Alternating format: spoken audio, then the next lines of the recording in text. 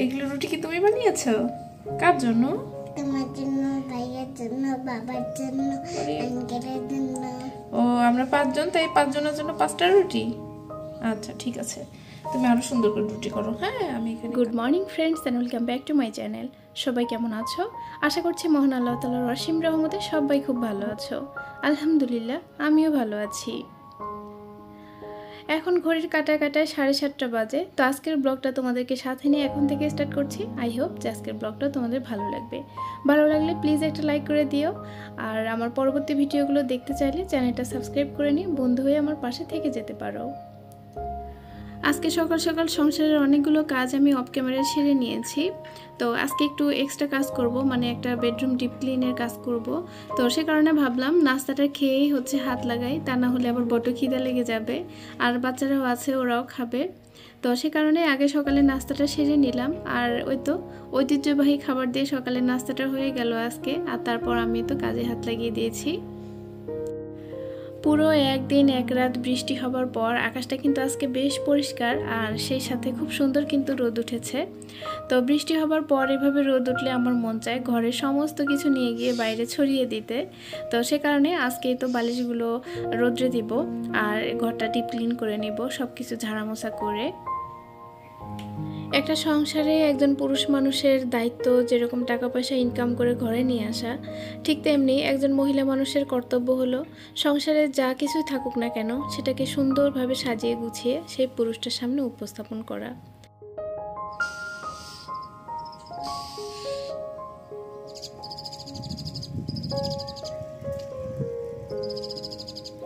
এই ছোট্ট একটা কাজ কিন্তু সংসারে অনেক শান্তি এনে দিতে পারে। একদিকে যেমন হাজবেন্ডের মন ভালো করে দিবে, অন্যদিকে একটা সাজানো গোছানো পরিপাটি ঘর নিজের কাছেও কিন্তু দেখতে বেশ ভালো লাগবে।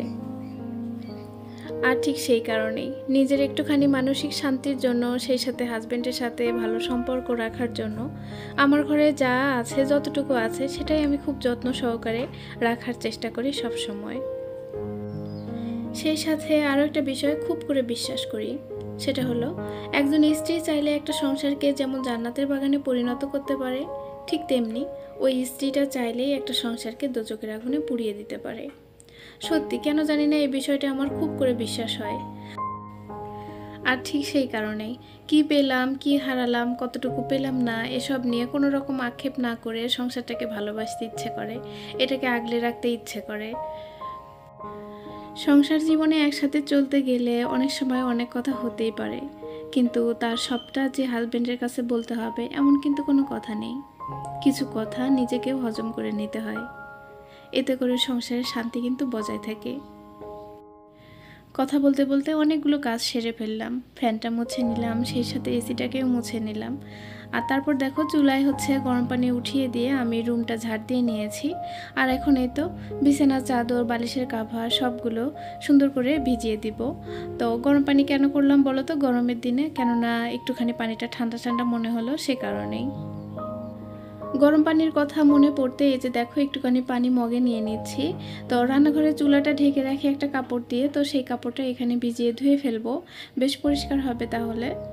তো বিছানার চাদরগুলোর সাথে সাথে তো মাস্টারমশাইয়ের একজোড়া জুতাও পরিষ্কার করে নিলাম। তো চলো এগুলোকে এখন ছাদে দিয়ে আসবো। আজকের রোদটা দেখো কেমন যেন চকচক করছে। তো আমি সবসময় খেয়াল করি জানো তো, বৃষ্টি নামার পর যে রোদটা ওঠে সেটা বেশ চকচকে সোনালি কালারের হয়ে থাকে। আজকেও কিন্তু তার অন্যথা হয়নি। আর এখানে দেখো আমি কিন্তু সেই চালগুলো আবারও রোদ্রে দিয়েছি। তো ওগুলো পোলার চাল। আর কেন জানি না চালটা একটু একটু নরম হয়ে গিয়েছে, রান্না করতে গেলে পোলাওটা নরম হয়ে যাচ্ছে। তো সে কারণে ওই দিন রোদ্রে দিয়েছিলাম, তো শুকিয়ে গিয়েছিল, আবারও একটুখানি রোদ উঠেছে আজকে, তো সে কারণে দিলাম। আর সাথে কিন্তু মরিচগুলোকেও নিয়ে এসে দিয়ে গেছি আমি এর মাঝখানে। ছাদের চারপাশে এখনো পানি জমে আছে দেখতে পাচ্ছ। তো এগুলোর কিছুটা বৃষ্টির পানি, আর কিছুটা বাচ্চারা ছাদে গোসল করে তারই পানি। তো এভাবে করে আটকে রাখার কারণ একদিকে আমাদের ঘরগুলো কিন্তু বেশ ঠান্ডা থাকে, আর অন্যদিকে এই তো পাখিগুলো এখান থেকে পানি খেতে পারে, তারপর গোসল সেরে নিতে পারে। তো এই বিষয়টা তো আমার ভীষণ ভালো লাগে। ছাদ থেকে এসে এই তো রুমটা মোছামুছি শুরু করে দিয়েছি। আর এই কাজটা একটু ঝটপটি করে নিচ্ছি, কেননা আমাকে এখন দুপুরে রান্না সারতে হবে। যখন আমি আমার মেয়েকে নিয়ে থাকতাম তখন এই তো রুম ডিপ ক্লিনিংয়ের যে কাজগুলো এগুলো কিন্তু আমি নাস্তা খাওয়ার আগে সেরে ফেলতে পারতাম। তো তখন কিন্তু রান্নাবান্নার এতটাও চাপ ছিল না, কারণ ও বাচ্চা মানুষ, ওকে একটা কিছু রান্না করে খাইয়ে দিলেই হতো। আর আমার কথা তো বাদে দিলাম। আর এখন যেহেতু বাবু আছে আর টাইমটাও একটু মেনটেন করতে হয়, কেননা ওর স্কুল টিউশন সবটাই কিন্তু একা হাতে সামলাতে হয় আমাকে, সে কারণেই। তো আমি রুমটা মুছে নিয়ে রান্নাঘরে চলে এসেছিলাম। আর তারপর এখানে দেখতে পাচ্ছ একদিকে ভাত বসিয়ে দিয়েছি আর অন্য চুলাটাতে তো মাছের ঝোল করে নিচ্ছি আলু দিয়ে। তো রান্না করতে এসেছি আর কারেন্ট চলে গিয়েছে, তাই তো গ্যাসের চুলাতে ঝটপট এখন রান্নাটা সেরে ফেলবো। ঘূর্ণিঝড় হবার পর থেকে কারেন্ট এরকমই করছে, সময় থাকছে তো আবার সময়ে নেই। তো কারেন্টের সাথে এভাবে করে পাল্লা দিলে আসলে কোনো কাজই কিন্তু হবে না। তো সে কারণেই ঝটপট রান্নাটা সেরে নিলাম। তো এখানে মাছের ঝোল করে নিলাম আর সেই সাথে চাল কুমড়া ভাজি। তো রান্না শেষ করেছি আর দেখো সেই মুহূর্তে কারেন্ট চলে এসেছে। তো এখানে মনে পড়লো বাদামগুলো নিয়ে এসেছি, এটা দিয়ে কিছু একটা করা যাক। তো এগুলো কিন্তু আগে এনেছিলাম আর গত দিনে যেগুলো নিয়ে এসেছি ওগুলো আলাদা এখনও আছে। তো বাদামগুলোকে ঝটপট ভেজে নিলাম। তো এগুলো দিয়ে আমি পিনাট বার বানাবো, যেটা খেতে আমি ভীষণ পছন্দ করি। বাদামগুলোকে ভালোভাবে ভেজে নিয়ে তো এখন খোসাগুলো ছাড়িয়ে নিচ্ছি। তো একদিকে খোসা ছাড়াচ্ছি, অন্যদিকে বাচ্চাদের মুখ কিন্তু বন্ধ নেই, সমানে খেতেই আছে।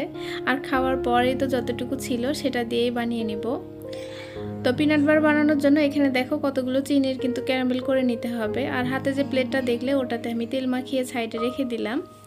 চিনিটা গলে গিয়ে দেখো বেশ সুন্দর কিন্তু ক্যারামেল হয়ে গিয়েছে। তো চুলার আঁচটা কমিয়ে দিয়ে এখন বাদামগুলো দিয়ে নাড়াচাড়া করে নামিয়ে নিব। এই ধরনের খাবারগুলো বানানো বেশ সহজ। আর তাই যখনই আমার মিষ্টি কিছু খেতে মন চায়, তবে মিষ্টি নয়, তো সেই মুহূর্তে আমি কিন্তু এভাবে করে বানিয়ে নেই, হয়তো তিল দিয়ে নয়তো বা এভাবে করে বাদাম দিয়ে। ঝটপট বাদামগুলোকে নামিয়ে নিয়ে তো বেলুনিটাতে আমি আগে থেকে তেল মাখিয়ে রেখে দিয়েছিলাম। তো এটা দিয়ে একটু চাপ দিয়ে দিয়ে সমান করে নেব। আর তারপর তো দেখতে এমন হয়েছে। তো ওটাকে ঠান্ডা করতে দিয়ে আমি রুমে চলে এসেছি। আর তারপরে তো বিছানার চাদরটা পেতে নিলাম। সকাল থেকে শুরু করে দুপুর পর্যন্ত এভাবেই একা হাতে আমি আমার ছোট্ট সংসারের প্রত্যেকটা কাজ গুছিয়ে করি। আর দুপুরের পর আমার কোনো কাজ করতে ভালো লাগে না, মানে আছরের নামাজ পর্যন্ত ওই সময়টা আমি আমার নিজের জন্য রাখি। যেটা করতে ভালো লাগে সেটাই করি, কোনো দিন বই পড়া, কোনো দিন ভিডিও এডিট বা কোনো দিন ঘুমানো। তো অফ ক্যামেরায় আমি কিন্তু এই তো বেলকুনিটাও ভালো করে পরিষ্কার করে ধুয়ে নিয়েছি। তো এখন একটুখানি শরীরটাকে ঠান্ডা করে নিব আর তারপর আমি গোসলটা সেরে নিব। সেই সাথে আজকে তোমাদের কাছ থেকে এখানেই বিদায় নিচ্ছি। সবাই খুব ভালো থেকো, দেখা হবে পরবর্তী দিনে। আল্লাহ হাফেজ।